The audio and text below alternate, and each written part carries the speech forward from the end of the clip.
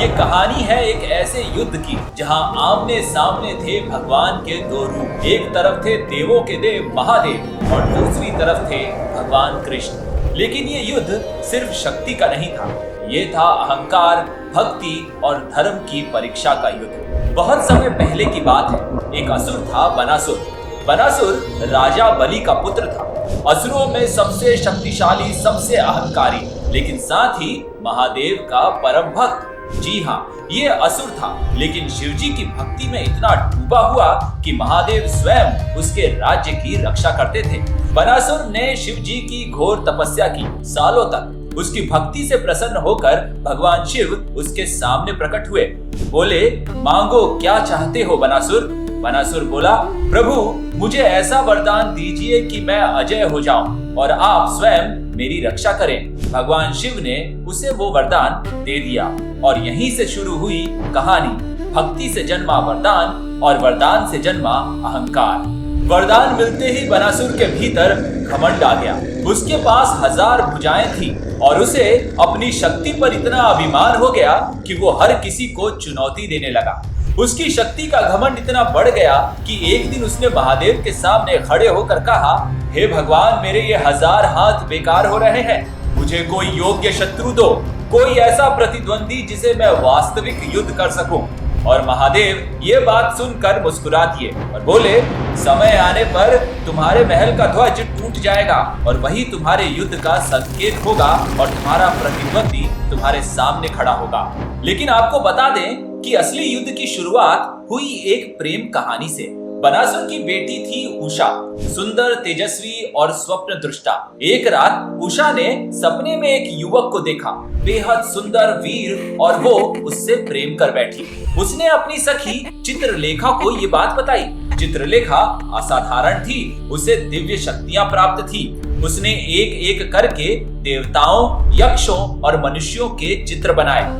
जब उसने अनिरुद्ध का चित्र बनाया, श्री कृष्ण के पौत्र का, उषा चिल्लाई और बोली, यही है वो, यही है वो। अब चित्रलेखा ने अपनी माया शक्ति से सोए हुए अनिरुद्ध को द्वारका से उठाकर सीधे बनासुर की नगरी शोणितपुर में ले आई।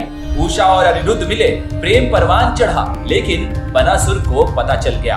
वो क्रोध से पागल हो गया। उसने अनिरुद्ध को बंदी बना लिया और नागपाश में जकड़ लिया। जब द्वारका में खबर पहुंची कि कृष्ण के पौत्र को बंदी बना लिया गया है, तो पूरी यदुवंशी सेना उठ खड़ी हुई। श्री कृष्ण, बलराम और प्रद्युम्न तीनों ने शोणितपुर पर चढ़ाई कर दी। अब देखो यहाँ खेला पलटता है। जैसे ही श्री कृष्ण की सेना बनासुर के नगरी की ओर बढ़ी, बनासुर के महल का ध्वज अपने आप गया। वो संकेत मिल गया, महादेव का वचन पूरा हो रहा था। बनासुर युद्ध के लिए तैयार हो गया, लेकिन साथ ही महादेव भी रणभूमि में आ गए। शिव के साथ थे कार्तिकेय महाराज, नंदी, भूत प्रेतों की सेना और समस्त शिवगण। और अब जो हुआ वो पुराणों में अद्वितीय है। कृष्ण बनाम शिव का युद्ध। श्री कृष्ण ने नारायण अस्त्र छोड़ा, महादेव ने अपना पाशुपात अस्त्र छोड़ा। कृष्ण ने ज्वर बुखार का अस्त्र छोड़ा, शिवजी ने उसे अपने शक्तिशाली अस्त्र से काट डाला। आसमान में आग बरस रही थी, धरती कांप रही थी, देवता स्वर्ग से देख रहे थे, वो होश में नहीं थे।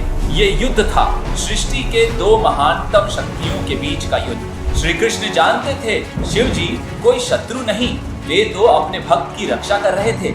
और शिवजी जानते थे कृष्ण जी कोई अहंकारी नहीं, वो धर्म की स्थापना के लिए लड़ रहे थे। कृष्ण जी ने एक विशेष अस्त्र छोड़ा, जम्भ्राण अस्त्र। इससे महादेव को नींद आ गई और वो सो गए।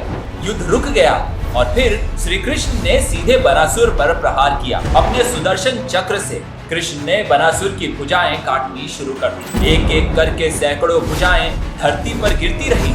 जब केवल 4 भुजाएं बची थी, तब महादेव जागे। उन्होंने श्री कृष्ण से प्रार्थना की, हे केशव, बनासुर मेरा भक्त है, इसे जीवन दान दो। और श्री कृष्ण ने हाथ जोड़कर महादेव की प्रार्थना को स्वीकार किया।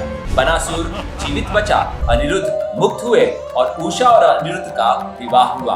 दोस्तों, इस कहानी में सिर्फ युद्ध नहीं है, इसमें एक गहरा संदेश छुपा है कि भक्ति और धर्म कभी आपस में नहीं लड़ते। शिव जी और विष्णु जी एक ही परम सत्ता के दो रूप हैं। जो शिव का है वो कृष्ण का भी है, जो कृष्ण का है वो शिव का भी। बनासुर का अहंकार टूटा, लेकिन उसकी भक्ति ने उसे जीवन दिया, और यही सनातन धर्म का सार है। शक्ति हो पर विनम्रता भी हो, भक्ति हो पर ज्ञान भी हो। अगर ये कहानी आपको अच्छी लगी हो तो लाइक करें, सब्सक्राइब करें और कमेंट में बताएं कि आप जानते थे कि कृष्ण जी और भगवान शिव का ऐसा युद्ध कभी हुआ था। अगली बार हम आपके लिए लेकर आएंगे एक ऐसी ही अनसुनी पौराणिक कथा जो आपको हैरान कर देगी। तब तक के लिए जय श्री कृष्ण, हर हर महादेव।